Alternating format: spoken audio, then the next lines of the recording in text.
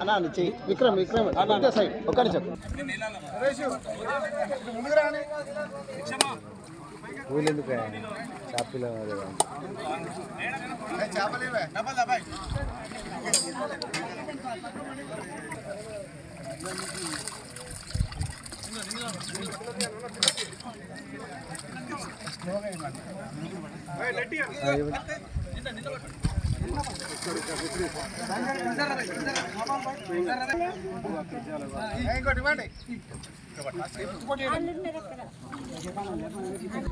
ఇంకా ముదిరాజుల కమ్యూనిటీకి అంటే నేను తెలుసుకున్న దాని ప్రకారము ఎక్కువ అవసరం ఏముందంటే ఇల్లు అవసరం ఉంది. ఇల్లు ఖచ్చితంగా అంటే ఇప్పుడు మన పెట్టినాం కొన్ని ముదిరాజులకి, మళ్ళా కూడా రెండో విడతలో ఎక్కువ ప్రాధాన్యత ఇస్తూ తప్పకుండా ముదిరాజులకి ఎక్కువ ఇల్లు పెట్టిస్తాం అమ్మాపూర్లో. ఇంకా మన శ్రీహరి అన్న కూడా మన ముదిరాజ్ కమ్యూనిటీ నుంచే కదా, అంటే కాంగ్రెస్ ప్రభుత్వంలో ముదిరాజులకి పెద్దపీట వేసినట్టేనా? ముదిరాజులకు పెద్దపీట వేసి అంత మంచి మంత్రి పదవి ఇచ్చిండ్రు శ్రీహరి అన్నకి. మరి మన కమ్యూనిటీకి సంబంధించి ఏమైనా ఆ మంత్రి శాఖ నుంచి వచ్చేది ఉన్నా వెళ్ళి నేను తప్పకుండా పర్సనల్గా రిక్వెస్ట్ చేసి మనకి ఏది వచ్చేది ఉన్నా తీసుకొస్తా అని మీ అందరికీ కూడా ముదిరాజులకి మాటిస్తున్నా. ఇల్లు కూడా అన్న విధంగా ఖచ్చితంగా రెండో విడతలో ఇక్కడ ఊరోళ్ళందరూ ఉన్నారు కాబట్టి చెప్తున్నా, ముదిరాజులకి కొంచెం ఎక్కువ సంఖ్యలో ఉన్నారు కాబట్టి వాళ్ళకి ప్రియారిటీ ప్రకారంగా ఇల్లు కూడా రెండో విడతలో ఎక్కువ పెట్టియండి అందరు. ఇంకా వేరేవేమున్నా కానీ చెప్పండి, ఖచ్చితంగా తర్వాత నోట్ చేసుకుంటాం. అయిపోయినాక ఏదైనా మనకి వచ్చిన దాంట్లో ఫస్ట్ ఏది పెట్టాలి సెకండ్ ఫేజ్ వైజ్గా చేసుకుంటూ వద్దాం. ఇంకా రేపు జరగబోయే ఎలక్షన్స్లో మటుకు అందరూ ఒక్క మాట మీద ఉండి గెలిపించుకొని రావాలి ఎవరిది ఎటు వచ్చినా కానీ. ఎందుకంటే మన ప్రభుత్వం మనం చేసి ఎలక్షన్స్కి పోతున్నాం. మన జరిగిన జూబ్లీ హిల్స్ ఎలక్షన్స్ తోటి చాలా క్లియర్గా ఒకటి అర్థమైపోయింది, ఏంటంటే వాళ్ళ పార్టీ అనేది అడ్రస్ లేకుండా పోయింది. బీఆర్ఎస్ పార్టీ అనేది ఎక్కడ కూడా అడ్రస్ లేకుండా పోయింది జూబ్లీ హిల్స్ ఎలక్షన్స్లో. అంటే 2 ఏళ్ల కాంగ్రెస్ ప్రభుత్వ పాలన చూసినాక ప్రజలు అక్కడ తీర్పునిచ్చిండ్రు. అదే తీర్పు రేపు మొత్తం రాష్ట్ర నలుమూలల ప్రతి ఊర్లో వచ్చేది కూడా అదే తీర్పు. ప్రతి దగ్గర ఎగిరేది కూడా కాంగ్రెస్ జెండానే ఎగురుతుంది, అందులో ఎటువంటి అనుమానం లేదు. ఇందాకనే వస్తుంటే ఎవరో చెప్తుంటున్నా, ఎవరో పెద్ద మనుషులు ఏడనో మీటింగ్ పెట్టుకొని చెప్తుండ్రు అది వైఫల్యం ఇది వైఫల్యం అని. అసలు వాళ్ళు చిట్టా ఇప్పితే మరి ఏది వైఫల్యమో వాళ్ళకే తెలుస్తుంది. ప్రజలంట ఇప్పుడు ఏమైనా ఉంటే అవకాశము అక్కడ ఆ పార్టీ వాళ్ళు గెలుస్తారంట. మరి అంత కాన్ఫిడెంట్గా చెప్పేటోళ్ళు మన జూబ్లీ హిల్స్లో గెలిచి చూపించేది ఉండే కదా. అన్ని ఉత్తుత్త మాటలే.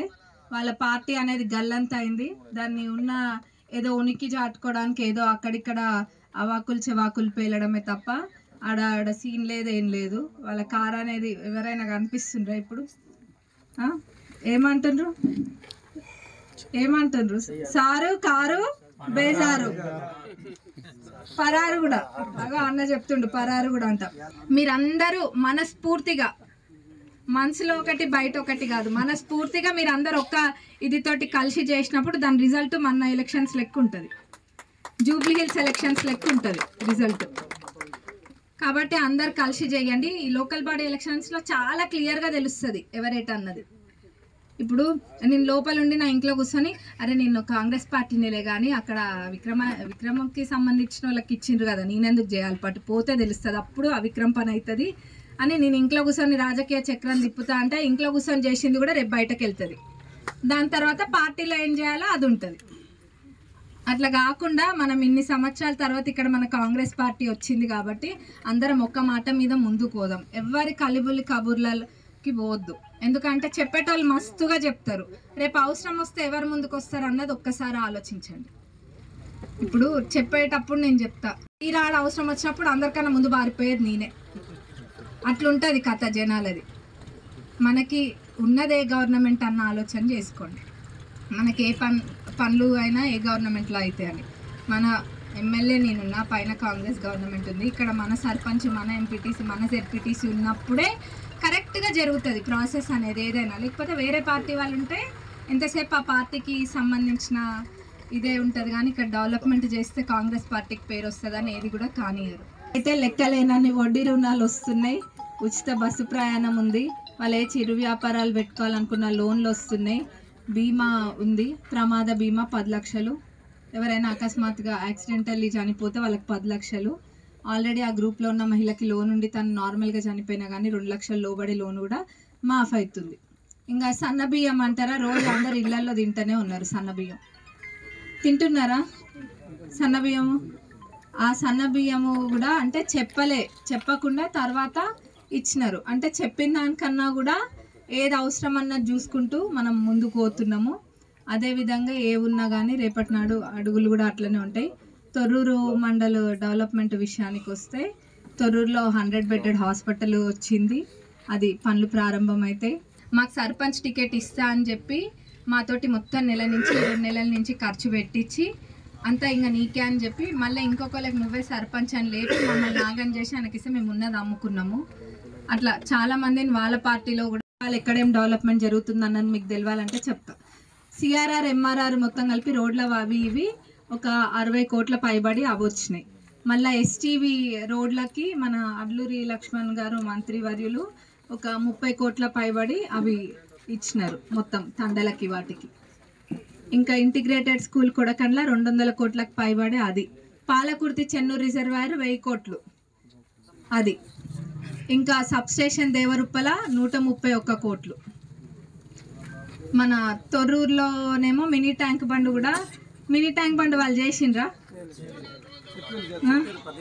మన వాళ్ళు ఎలక్షన్స్ ముందు యూత్ వాళ్ళు ఇక ఉన్నోళ్ళు ఉన్నారు ఇక్కడ, ఒకరిద్దరు ఉన్నారు యూత్ వాళ్ళు కూడా పోయి డప్పు కొట్టు మరీ చెప్పిండ్రు. అన్ని చేస్తా అన్నాడు, ఏం చేయలే అని. మన వాళ్ళు ఆ డప్పు కొట్టినందుకు ఏం వేస్ట్ కాలేదు.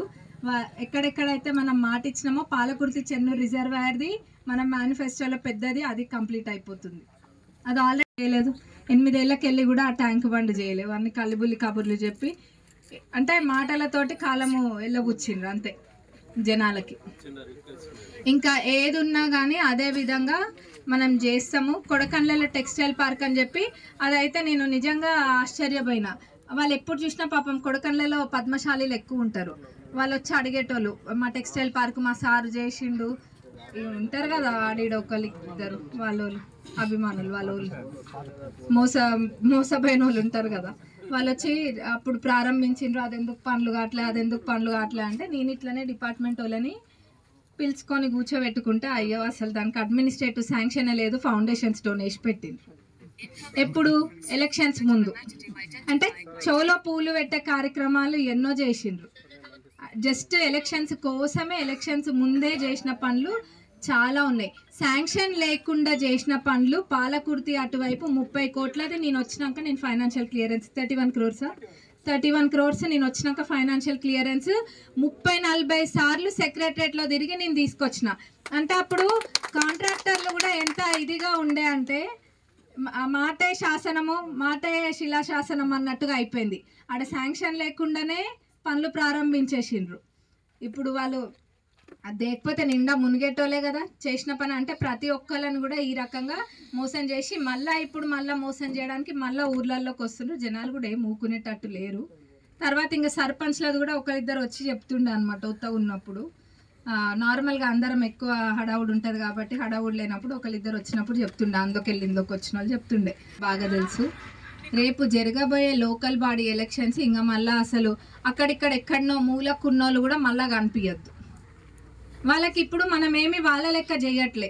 ఏంటంటే మీరు బీఆర్ఎస్ పార్టీనా, మీరు బీజేపీ పార్టీనా, మీరు లేకపోతే ఇంకేమైనా పార్టీనా, కాంగ్రెస్ పార్టీనా అని సీఎంఆర్ఎఫ్ చెక్కులు ఇచ్చేటప్పుడైనా, కళ్యాణ లక్ష్మి చెక్కులు ఇచ్చేటప్పుడైనా, వాటికి సంతకాలు పెట్టేటప్పుడైనా ఎప్పుడైనా మనం అడుగుతున్నామా?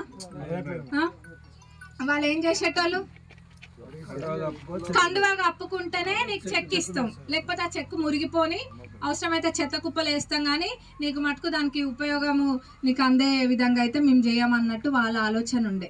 ప్రజలు కూడా ఇవన్నీ గమనిస్తున్నారు. అంటే వాళ్ళు ఎట్లా చేసిండ్రు, మనం ఎట్లా చేసినాం అనేది. ఖచ్చితంగా 6 మండలాలలో ప్రతి మండలంలో ఎగిరేది మన కాంగ్రెస్ జెండానే, అందులో ఎటువంటి అనుమానం లేదు. దానికి మీరు అందరూ కూడా అండదండగా ఉండండి. ముఖ్యంగా లీడర్లకు చెప్పేది మటుకు ఒకటే, విక్రమన్నకి నచ్చిన వాళ్ళకి ఇస్తే జగన్ అన్న చేయడనో, మహబూబ్ మన అన్న చేయరనో, లేకపోతే అచ్చిరెడ్డి గారు చేయరనో, మహబూబ్ రెడ్డి గారు చేయరనో, అనుకోవద్దు. ఎవరికి ఇచ్చినా ఇప్పుడు మీకు నచ్చిన వాళ్ళు మీకు నచ్చిన వాళ్ళు మీకు నచ్చిన వాళ్ళు మీకో లేకపోతే ఇంకెవరికైనా నచ్చిన వాళ్ళు అన్నది మాకు అసలు ఆలోచనే ఉండదు. మీరే కూర్చుంటారు, మీరే డిసైడ్ చేస్తారు. డిసైడ్ చేసేటప్పుడు చూడాల్సింది అర్హత ఒక్కటే, గెలుస్తారా లేదా, ఊర్లో ఎట్లుంది అది చూసుకొని చెప్పాలి. అంతేగాని నా దోస్తు నా చుట్టము నా వెనకాల మనిషి కాదు. ఎవరైనా మనకు కావాల్సింది గెలిచేటోళ్ళు కావాలి. గెలుపు అనేది సులువుగా గెలుస్తాం ఎట్లయినా, అందులో అనుమానం లేదు. గెలుపు అనేది సులువుగా ఎట్లయితుంది అంటే 5 గ్రామాలలో బీఆర్ఎస్ వాళ్ళు చేతులు ఎత్తేసి జెండాలు ఎప్పుకొని పోయిండ్రంట. మరి ఇంకా అదే 6 మండలాల్లో ప్రతి గ్రామంలో జరిగేది కూడా అదే.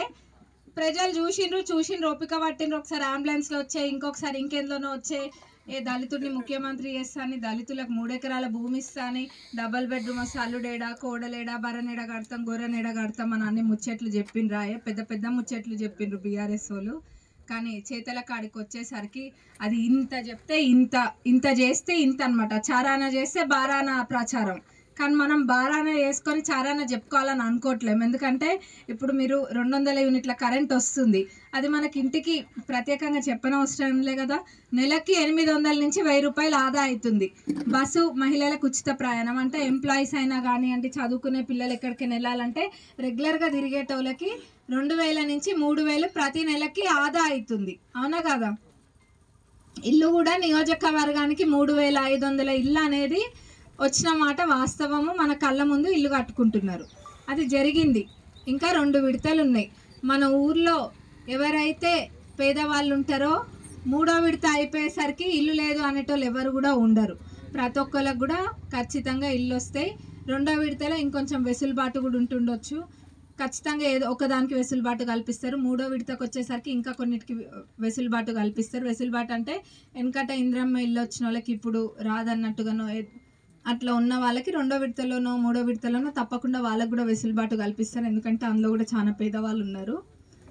ఇవన్నీ కూడా ప్రజాప్రభుత్వం చేస్తున్నారు, ప్రజలు అన్నీ కూడా గమనిస్తున్నారు.